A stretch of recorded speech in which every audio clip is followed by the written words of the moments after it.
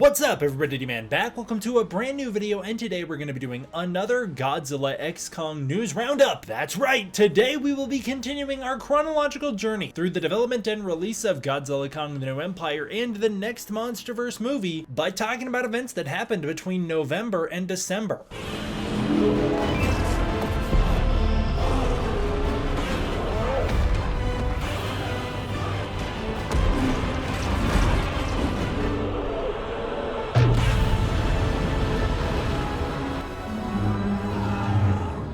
Hey guys, this news is not gonna catch up on itself, and do you smell that? We are nearing current events. I could practically taste it. I remember this like it was just a month ago. It was a little more than a month ago, but I remember it so vividly. I feel like we're in an era that some could describe as modern. Before we get into it, if you could subscribe, that would be fantastic. This channel is growing like it hasn't in a long time. It's been a lot of fun. Huge thank you guys so much. Keep that momentum going. Let's get D-Force to 101,000 subscribers. That would be fantastic on the road back to 1954. That'd just be great. Thank you guys. Starting out, I'm gonna show off some art like always, and this first set comes to us from Kaiju Artist. This is Kaiju Artist over on Twitter. By the way, I've seen a lot of people being like, D-Man, how can I submit art to you? Most of these are just their artworks that I find, I stumble across, I like, I snag. A lot of people who send me art, the way you do it, this is like the only way I accept art these days because it's just the easiest. Post the artwork publicly on Twitter and tag me in it. That's the best way to get me to see your artwork, and that's the best way to get it featured. My Twitter is D-Man1954 Godzilla, for those of you wondering. This first set comes to us from Kaiju Artist over on Twitter, and it's just a Mothra appreciation set, so this first one's obviously the reason why I included it. It's the MonsterVerse Mothra. She's looking beautiful. I love this art style. Very hand-drawn, very pretty. This looks great. The next one, I'm struggling to tell. I think that this is straight up a Showa Mothra, like a Mothra 1964. That's what it looks like to me. It looks great. Same with this next one. This next one could very well be a Mothra 1964. It looks beautiful. I love the Showa Mothra. It's incredible stuff. And then this one is Mothra from, I believe, 1992. This very much looks like the Heisei Mothra to me. Either way, all of this is wonderful. I wonder what the texture they're drawing on. It looks like corkboard, but it's very pretty stuff. I love it, and I wanted to show some appreciation to it. This next one was just sent to me on Twitter. This is Firezilla 2030's Godzilla vs. King Ghidorah. This is actually a recreation of that incredibly iconic Godzilla fan art, which took the fandom by storm back in the 2014 through 2018 era. That artwork is truly phenomenal, and this is an awesome recreation of it, obviously giving it a very Godzilla King of the Monsters styled update. Ghidorah is looking fantastic. It's obviously the 2019 Ghidorah with the Ghidorah flares, like the beams glowing through the neck, the glowing in the eyes and the mouths. Godzilla's all charged up with the 2019 design. Great stuff. I love it. It's also got the rain and the effects of the battle in Boston. It's super cool. Also great placements of Ghidorah's tails. Very dynamic. This is amazing. I wish I knew how to do this. I want to make stuff like this so badly. This is incredible. Great work. This is Jared Yokozuna's Mechagodzilla 2021 cosplay. Fantastic. I love the walk. Very cool. It just looks amazing. I mean, the face on this thing, the details, all of it is so incredible. Great work. I've watched this over and over again. I'm really impressed with all of the little details, the gears, the pistons, the textures. You nailed it, especially in the mouth. Like, that is crazy. You did a great job. Okay, I remember covering the other half of this in a -1 news roundup, but the Yodobashi Camera TV store in Japan, it had a Godzilla Kong the New Empire display going on. Like, all over the screens was Godzilla Kong the New Empire. I don't know, it's not really news, but I don't know. I just thought it was cool to see Godzilla the MonsterVerse in Japan. Sue me. Toho teased the Adam Wingard Godzilla, the Wingoji, Godzilla Evolved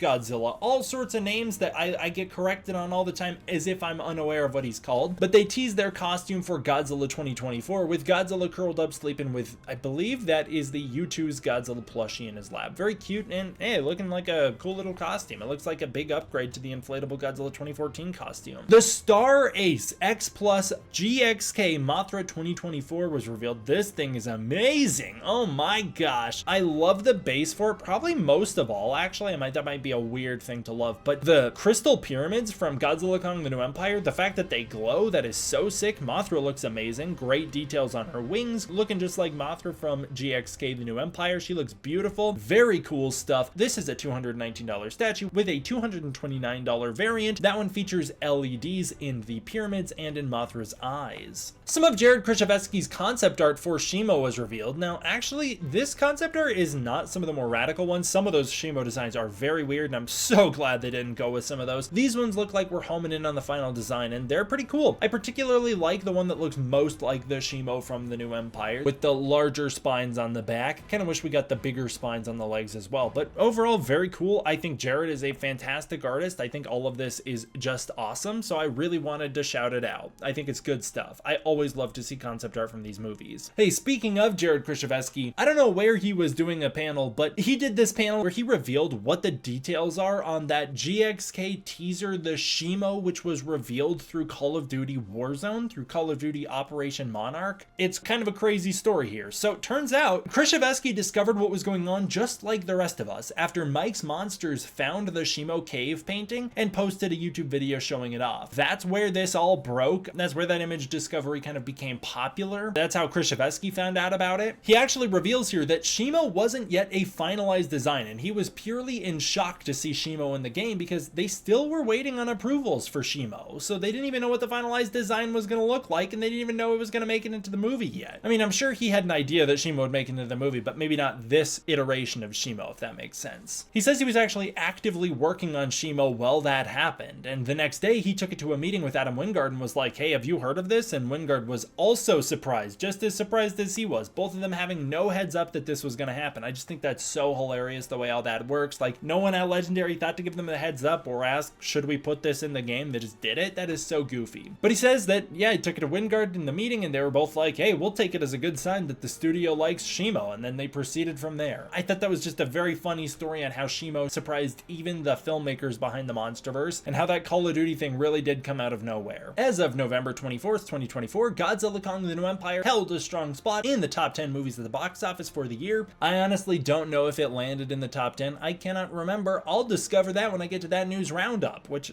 should be pretty soon. This was a glorious little era we were all a part of. It's beautiful. I miss it. I genuinely think about it like every week. I miss it so much. Godzilla was rumored to be joining Fortnite, and then it was no longer a rumor, it was reality. The Fortnite Hunters season revealed Godzilla in the wallpaper for the season. All the Fortnite characters jumping into action, all the new skins, and Godzilla's right there in the background looking beautiful and magnificent and giant and glorious. The big wallpaper reveal for this season also shows Godzilla blasting his pink atomic breath in the background, looking like the devastating force he is. Incredible stuff. Oh my god, I miss Godzilla being in Fortnite, man. What a crazy thing considering how cringe everybody thought Fortnite was not that long ago. I've always liked that game, even though I quit playing years ago, but I returned to play Godzilla, and those streams are still up on my channel. The Godzilla X Fortnite trailer was revealed. Godzilla shows up at the end of it, and everyone was pooping and peeing over the fact that Godzilla doesn't have his iconic roar, and of course he did in the game. I don't know why. Maybe it was a licensing thing for the trailer. Maybe the sound editor thought that roar sounded cooler. I don't know, but in typical MonsterVerse fashion, Godzilla fans lost their mind over nothing. It was here where we learned that the Godzilla boss would be added to Fortnite, with Monarch drops appearing on the map as well. Obviously, we who have played the game know the boxes drop. They've got loot in them. They're Monarch boxes. You can use that loot to fight Godzilla or other players. You could also become Godzilla, which we didn't quite know at the time of all of this. We didn't know you could become the Godzilla boss, but we did know you'd be fighting him. It was also rumored around this time that Kong would be joining as well, because Kong was mentioned in the copyright notes of the trailer. Gormoru Island made this awesome Fortnite X GXK meme, which I thought was so funny. I just loved this era. The memes were so fun. The fandom was so fun. Everybody was purely excited. I mean, some people were saying that did it ruin Godzilla, and those people are what I'd call losers, but for the most part, we were all having a great time. It was so much fun. The Godzilla Evolved skin was then revealed. You could get the skin in the item shop. It had a variant, which was the radiation version, the pink version, which looked so badass. That's what would happen anytime you'd get a kill, you'd glow like that. The Godzilla skin was discovered in the item shop by M49. It was just everybody being super excited. Sheena BR then started memeing the fact that you could dress Godzilla in shoes, which led to kaiju news outlet Realization that you could make Godzilla dunk in Fortnite, recreating the iconic Godzilla vs. Charles Barkley comic book panel, even equipping Godzilla with the shoes and sneakers and everything. It was just so fun, man. I loved the Fortnite era, and I'm actually pretty excited excited that I get to talk about it in the next couple news videos just because it's nice to reminisce on, and because it gives me an excuse to finally start posting the final Fortnite gameplay edits. I'll do that now. I'll clip some of my favorite moments from those live streams and post them after this video goes out. I don't know how soon after, but sometime after. I hope you watch and enjoy them.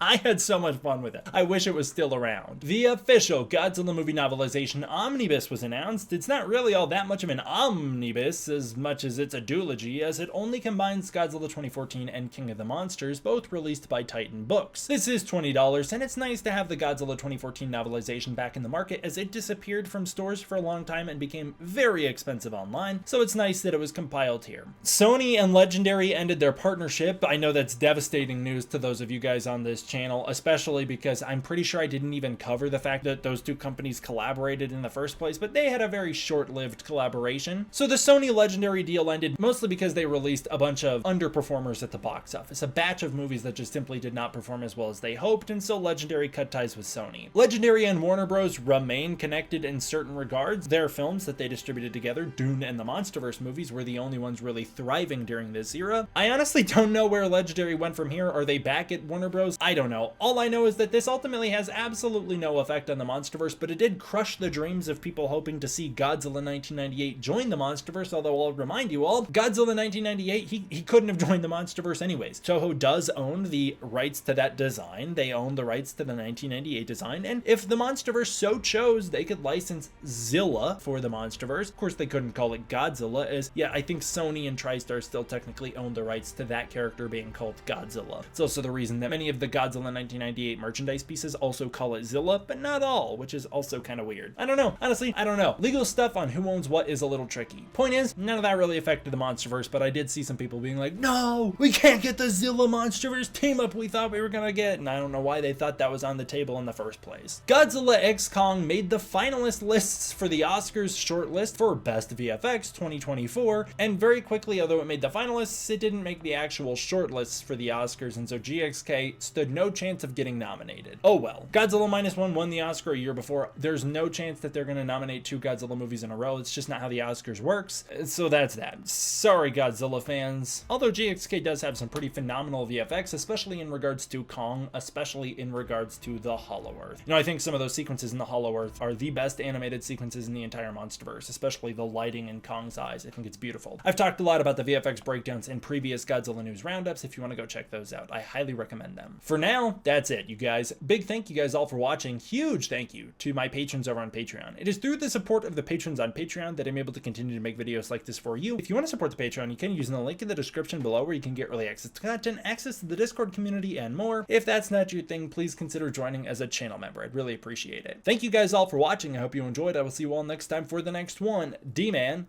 out.